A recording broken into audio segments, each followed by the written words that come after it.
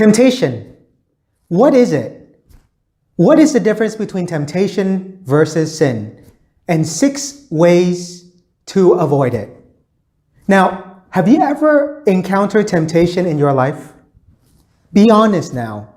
Were you able to resist the temptation? Or did you cave into the temptation and it caused you to sin? More importantly, what's the fine line between temptation and sin? Well, stay tuned to find out more. Now, you probably may be wondering, well, what's this priest here on YouTube asking me about my struggle with sin and temptations? Well, let's explore that topic a little bit more.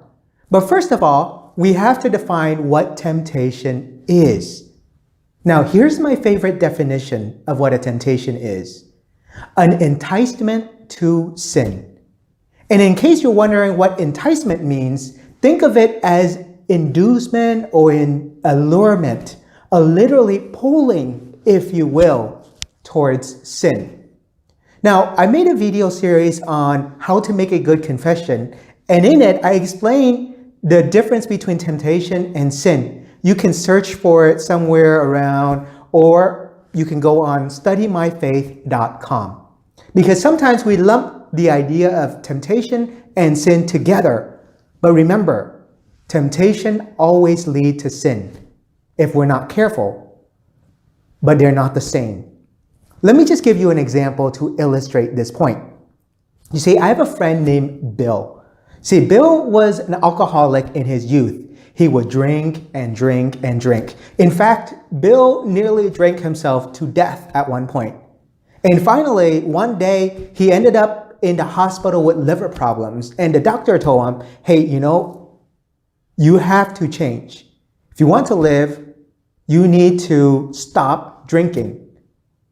Otherwise, for sure, you will die in a year or less. And that was a wake-up call for Bill. So he had to change. So after leaving the hospital and then checking himself into a place where he could get help, an Alcoholic Anonymous program, Bill persisted and wanted to do everything he possibly could to stop drinking. Now, you know what the most difficult part for him was? To say no to all of his old drinking buddies. It was difficult to resist, as Bill shared, but he was determined. He could not walk this journey of being sober alone. So he needed help from others, from the community, and from God. So fast forward many years later, I and a few other people, we were out to dinner with Bill. And we were at a nice restaurant. And I remember some of us had fine wine. And of course, we got a few bottles of those. And very shortly when the wine came out, Bill stepped out and he said he had to go use the restroom. Well, sometime later when the food came out, we didn't see him. And after a while he came back and, we wanted to offer him some wine as well. And we could tell something was not right. Something felt kind of wrong, with Bill. And we asked him, is there something wrong? But later on, we came to understand Bill was struggling. You see, he was resisting the temptation to drink. And we could tell too after some time, he was struggling. He was trying to fight this urge, this temptation. And as you can see, we're all devils here trying to tempt Bill to drink. You see, my point is this. The closer we are to temptation, the more it will control us. The more it will dominate us. The more it will allure us into sin. Therefore, we must stay away from temptation. It's like playing with fire. You play around with fire long enough and you will get burned. And then we wonder, well, how did this happen? What did I do wrong? Etc., right? Let me give you another example. And honestly, tell me what you think about this. Let's say you have an addiction to gambling. And after struggling for some time and with help from others, you manage to overcome these temptations. Now, a few years down the line, and you're out and about shopping for a house, and you decide to buy a house right across the street from a casino. Now, let me ask you, how do you think that's going to play out? What do you think is going to happen? It's pretty clear, no? So now that you understand temptation, I want to mention one very important point, one more. And that point is this: there is a fine line between temptation and sin. And that fine line between temptation and sin is called the consent of the will. You see, you have the intellect, that is our mind, our ability to reason, our ability to think. And we also have the willpower to do it. Our mind helps us to recognize that this act is wrong. And then when we consent to it with our will, when we are accepting of it, acting on our thoughts, in other words, then that will be sin. Right? If there's no consent of the will, there is no sin yet. Make sense? Now, I have to tell you, as a canon lawyer who worked in a marriage tribunal, the consent of the will is actually very complicated. For example, is this person completely free, right? Or is there a psychic disturbance? Is there a particular situation in particular that inhibits this consent of the will? Is this person capable of consent of the will, et cetera, et cetera? Now, we can go very deep, but yeah, we don't want to go there. Let's keep it on a basic level. So in order for you to resist temptation, which will lead you to sin, you need to do a few things. And I'd like to offer you 6 different points. Number 1 is to recognize your weaknesses. This literally challenges you, firstly, to understand yourself. Look deeply within and be honest about it. If you're denying your weaknesses, you're only making the problem worse. You see, the friend I was sharing with you about, Bill, who was struggling with temptation, he had to confront that. And as well, you know, our friend's struggle and temptation, our struggle is very different than ours. Our friends' weaknesses can be very different. Recognize your weaknesses then, your temptations. That's number 1. Number 2, how strong are you at self-control? This is a question of resisting temptation. You need the cardinal virtues of temperance, that is moderation, and prudence, that is practical wisdom. I'll probably make a video about that someday, but you know, temptation brings you false pleasures. You feel good now, but much more pain coming soon. It allures you into a trap. And I hate to use these 2 examples, but they demonstrate the point very well. The first example has to do with mice. Imagine if you have mice in your house, right? What can you do? Well, you can get a cat, or you can solve the problem by getting some mouse traps, right? You know those mouse traps? Now, think about the mouse trap. There's an enticement by offering the mouse something. For example, a piece of cheese. And then the mouse goes into it, gets a cheese, and then it slams on the mouse head and it dies. Oh, poor mouse. Or, you know, a second example, if you go fishing, you always have to use bait, right? In order for you to catch a fish, you have to have a bait. And what is a bait? Well, basically, it's an enticement to get the fish to eat it. And as that fish eats it, you fish it, right? So these are 2 examples talking about enticement. And the question is, for number 2, how good are you at self-control? How strong are you? That's important to think about. Now, the third one is about avoiding temptation or the occasion to be tempted. Let me give you a perfect example. Let's say you are married, husband and wife, and then you go to work, and at your workplace, there's this awesome man or woman who is your coworker, right? And you're forced to work with this person, and this person attracts you so much. After working about a week, you start having emotional feelings. What do? Well, number 1, you recognize and acknowledge the feeling. Don't pretend it doesn't exist. Number 2, you may probably be tempted to cheat on your spouse.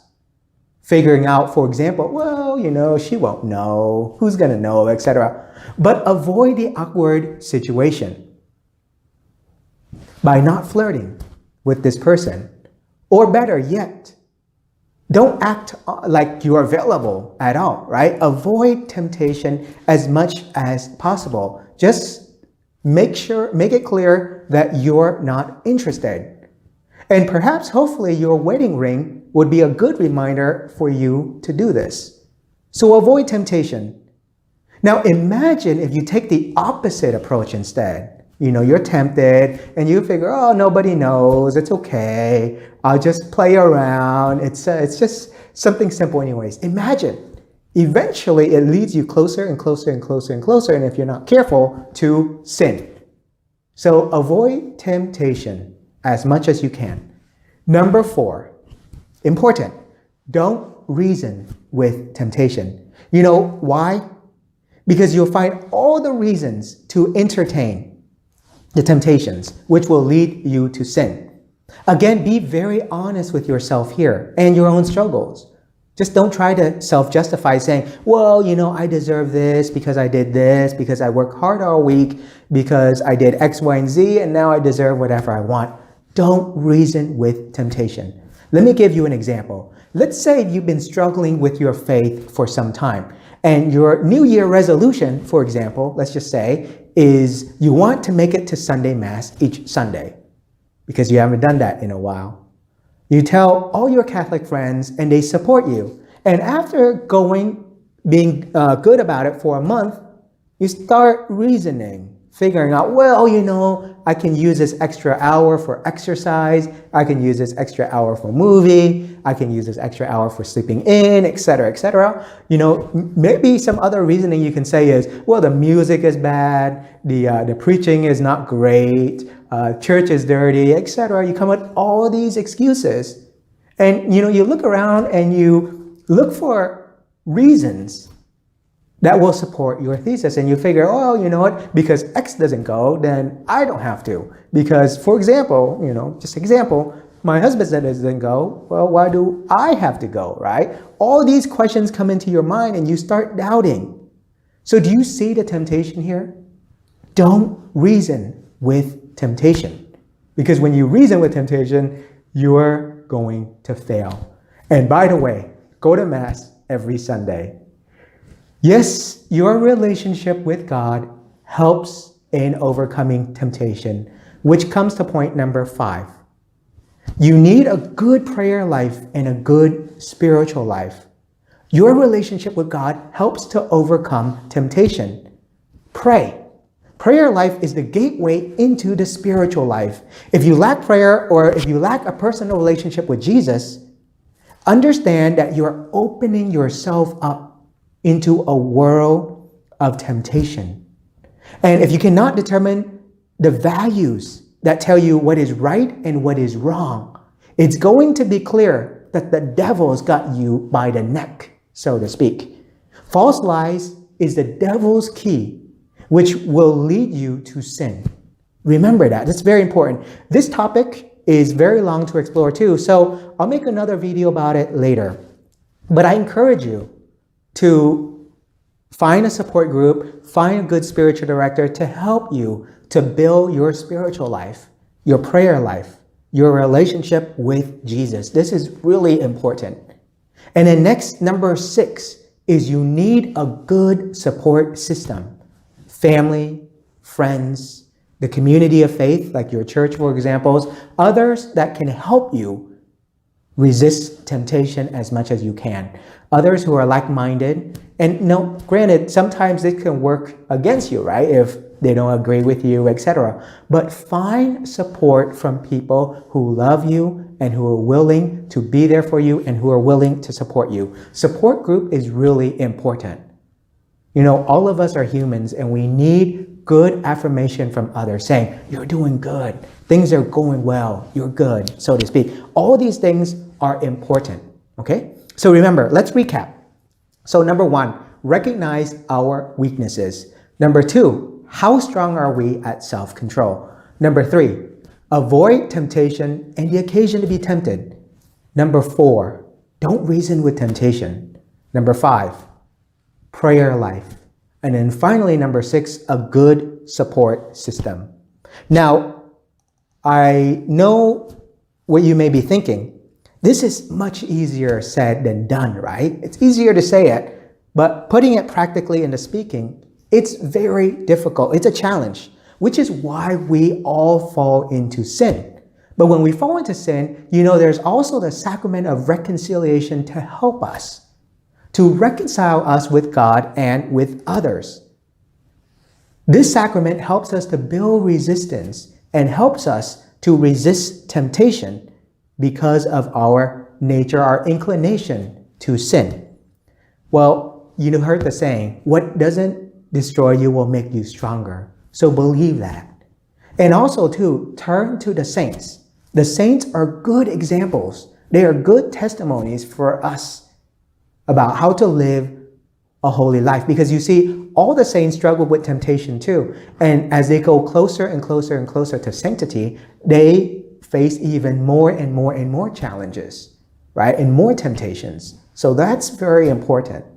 And then finally, I want to leave you with one final comment, and that is, take a look at this cross here. Realize that Christ loved us, and that the cross is the greatest demonstration, the greatest example of God's love for us. As we listen to God's words of love for us here in this cross here, behold the wood of the cross on which hung the Savior of the world. God tells us that he loves us and that he willingly forgives us our sins.